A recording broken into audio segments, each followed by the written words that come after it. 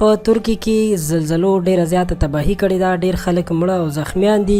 د معلوماتو نه ځان خبرولو لپاره دا ویډیو تر اخره وګورئ. دوستانو، په ترکی کې پرون د جمعې په ورځ د زلزلې تیزو جټکو د 1400 نه زیات تعمیرونه او بلډینګونه را نسکور کړي دي او په لسګونو خلک یې مړه او زخمیان کړي دي.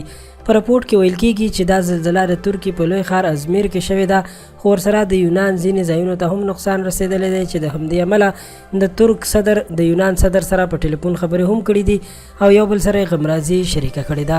د زلزلې شدت تر 7 پورې ښودل شوی دی، خو د مړو تعداد د 20 نه ډیرو او د زخمیانو تعداد تر 800 پورې نږدې شوی دی او لا هم امدادي ټیمونه لګیا دي مړي او زخمیان راوباسي، ځکه چې 20 ته نږدې بلډینګونه نسکور شوي دي.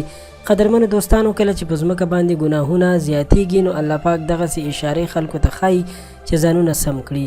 که د نورو انسانانو خبره پرېږدو او خپلو ځانونو ته او خپلو عملونو ته وګورو نو نن سبا هر سړي داسې کارونه شروع کړي دي چې که لږ سوچ وکړي چې د قیامت په ورځ به زه الله پاک ته څنګه په دې عمل کې مخامخ کېږم، نو بېشکه بیا به څوک غلط کارونه کړي. مصیبتونه په مختلفو شکلونو کې راځي او الله پاک موږ ته دا ښایي چې ځانونه سم کړو. د ترکي په شمول ټولو مسلمانانو ملکونو ته دعا کوو چې الله پاک دې پرې خپل رحم وکړي او کوم خلک چې زموږ د دین اسلام سپکاوی کوي لکه فرانس او یا نور ملکونه، نو الله پاک دې هغوی نیست او نابود کړي. ډېره مننه کوم چې ویډیو مو راسره تر اخره وکتله. له نورو په زړه پورې معلوماتو او تازه خبرونو نه ځان خبرولو لپاره پښتو پوسټ چینل سبسکرایب کړئ. ډېره مننه.